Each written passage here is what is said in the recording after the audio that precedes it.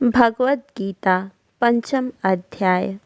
अर्जुन ने पूछा कि हे श्री कृष्ण, आप कर्मों के संन्यास की और फिर निष्काम कर्म योग की दोनों की प्रशंसा करते हैं, इसलिए इन दोनों में एक जो निश्चय हुआ कल्याणकारक होवे उसको मेरे लिए कहिए।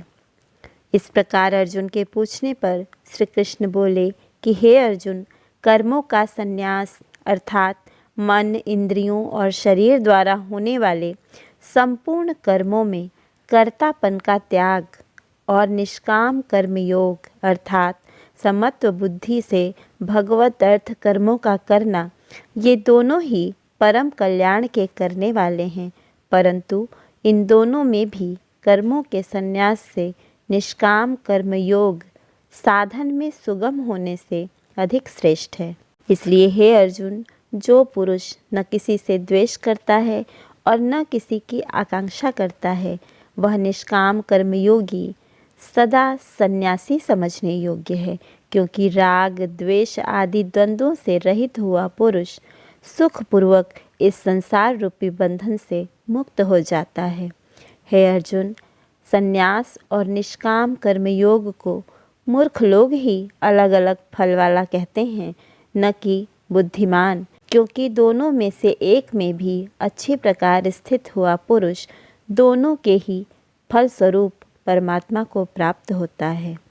ज्ञान योगियों द्वारा जो परम धाम प्राप्त किया जाता है, निष्काम कर्मयोगियों द्वारा भी वही प्राप्त किया जाता है। इसलिए जो पुरुष ज्ञान योग और निष्काम कर्म योग को फल रूप में एक देखता है, वह ही यथार्थ देखता है।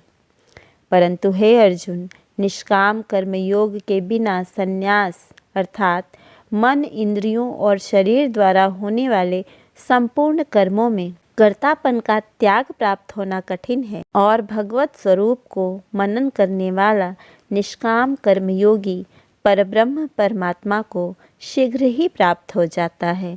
वश में किया हुआ है शरीर जिसके, ऐसा जितेंद्रिय और विशुद्ध अंतःकरण वाला एवं संपूर्ण प्राणियों के आत्मरूप परमात्मा में एक भाव हुआ निष्काम कर्मयोगी कर्म करता हुआ भी कभी संसार में लिप्त नहीं होता। हे अर्जुन, तत्व को जानने वाला सांख्य योगी तो देखता हुआ, सुनता हुआ, स्पर्श करता हुआ, सूंघता हुआ, भोजन करता हुआ, गमन करता हुआ, सोता हुआ, श्वास लेता हुआ, बोलता हुआ, त्यागता हुआ, ग्रहण करता हुआ तथा आँखों को खोलता और मीचता हुआ भी सब इंद्रियां अपने अपने अर्थों में व्यवहार कर रही हैं। इस प्रकार समझता हुआ निस्संदेह ऐसे माने कि मैं कुछ भी नहीं करता हूँ। परंतु हे अर्जुन, देहाभिमानियों द्वारा यह साधन होना कठिन है और निष्काम कर्मयोग सुगम है, क्योंकि जो पुरुष सब कर्मों को परमात्मा में अर्पण करके और आसक्ति को त्याग कर कर्म करता है, वह पुरुष जल से कमल के पत्ते के सदृश पाप में लिप्त नहीं होता। इसलिए निष्काम कर्मयोगी ममत्व बुद्धि रहित केवल इंद्रिय, मन, बुद्धि और शरीर द्वारा भी आसक्ति को त्याग कर अंतःकरण की शुद्धि के लिए कर्म करते हैं। इसी से निष्काम कर्मयोगी कर्मों के फल को परमेश्वर को अर्पण करके भगवत प्राप्ति रूप शांति को प्राप्त होता है, और सकामी पुरुष फल में आसक्त हुआ कामना के द्वारा बंधता है। इसलिए निष्काम कर्मयोग अधिक उत्तम है। हे अर्जुन, वश में है अंतःकरण जिसके, ऐसा सांख्य योग का आचरण करने वाला पुरुष तो निस्संदेह न करता हुआ और न करवाता हुआ 9 द्वारों वाले शरीर रूपी घर में सब कर्मों को मन से त्याग कर अर्थात इंद्रियां इंद्रियों के अर्थों में व्यवहार करती हैं, ऐसा मानता हुआ आनंद पूर्वक सच्चिदानंदन परमात्मा के स्वरूप में स्थित रहता है। परमेश्वर भी भूत प्राणियों के न कर्तापन को और न कर्मों को तथा न कर्मों के फल के संयोग को वास्तव में रचता है, किंतु परमात्मा के सकाश से प्रकृति ही व्यवहार करती है, अर्थात गुण ही गुणों में व्यवहार कर रहे हैं। सर्वव्यापी परमात्मा न किसी के पाप कर्म को और न किसी के शुभ कर्म को भी ग्रहण करता है, किंतु माया के द्वारा ज्ञान ढका हुआ है, इसीलिए सब जीव मोहित हो रहे हैं। परंतु जिनका वह अंतःकरण का अज्ञान आत्मज्ञान द्वारा नाश हो गया है, उनका वह ज्ञान सूर्य के समान उस सच्चिदानंदन परमात्मा को प्रकाशता है, अर्थात परमात्मा के स्वरूप को साक्षात कराता है। हे अर्जुन, तद्रूप है बुद्धि जिनकी तथा तद्रूप है मन जिनका, और उस सच्चिदानंदन परमात्मा में ही है निरंतर एक ही भाव से स्थिति जिनकी, ऐसे तत्परायण पुरुष ज्ञान के द्वारा पाप रहित हुए अपुनरावृत्ति को अर्थात परम गति को प्राप्त होते हैं। ऐसे वे ज्ञानी जन विद्या और विनय युक्त ब्राह्मण में तथा गौ, हाथी, कुत्ते और चांडाल में भी समभाव से देखने वाले ही होते हैं। इसलिए जिनका मन समत्व भाव में स्थित है, उनके द्वारा इस जीवित अवस्था में ही संपूर्ण संसार जीत लिया गया,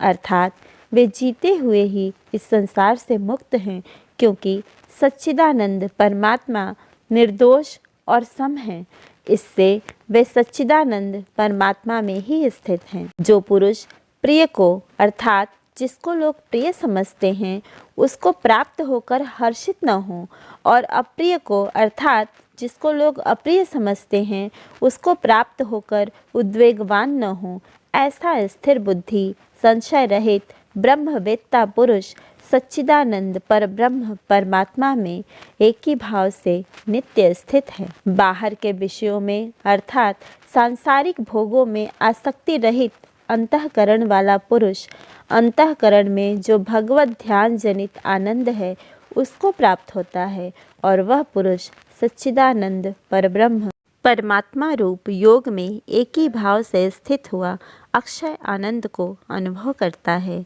जो यह इंद्रिय तथा विषयों के संयोग से उत्पन्न होने वाले सब भोग हैं, वे यद्यपि विषयी पुरुषों को सुख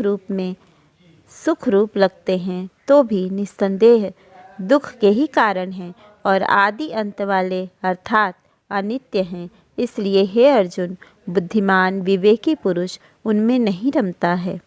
जो मनुष्य शरीर के नाश होने से पहले ही काम और क्रोध से उत्पन्न हुए वेग को सहन करने में समर्थ है, अर्थात काम क्रोध को जिसने सदा के लिए जीत लिया है, वह मनुष्य इस लोक में योगी है और वही सुखी है। जो पुरुष निश्चय करके अंतरात्मा में ही सुख वाला है और आत्मा में ही आराम वाला है तथा जो आत्मा में ही ज्ञान वाला है, ऐसा वह सच्चिदानंद परब्रह्म परमात्मा के साथ एक भाव हुआ सांख्य योगी शांत ब्रह्म को प्राप्त होता है। नाश हो गए हैं सब पाप जिनके तथा ज्ञान करके निवृत्त हो गया है संशय जिनका, और संपूर्ण भूत प्राणियों के हित में है रति जिनकी, एकाग्र हुआ है भगवान के ध्यान में चित्त जिनका, ऐसे ब्रह्मवेत्ता पुरुष शांत परब्रह्म को प्राप्त होते हैं। काम क्रोध से रहित जीते हुए चित्त वाले परब्रह्म परमात्मा का साक्षात्कार किए हुए ज्ञानी पुरुषों के लिए सब ओर से शांत परब्रह्म परमात्मा ही प्राप्त हैं।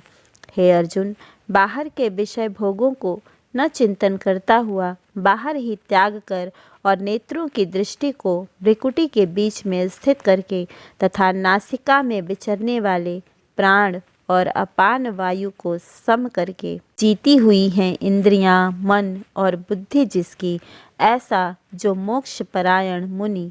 इच्छा, भय और क्रोध से रहित है, वह सदा मुक्त ही है। और हे अर्जुन, मेरा भक्त मेरे को यज्ञ और तपों का भोगने वाला और संपूर्ण लोकों के ईश्वरों का भी ईश्वर तथा संपूर्ण भूत प्राणियों का सुहृद अर्थात स्वार्थ रहित प्रेमी, ऐसा तत्व से जानकर शांति को प्राप्त होता है और सच्चिदानंद परिपूर्ण शांत ब्रह्म के सिवा उसकी दृष्टि में और कुछ भी नहीं रहता, केवल वासुदेव ही वासुदेव रह जाता है।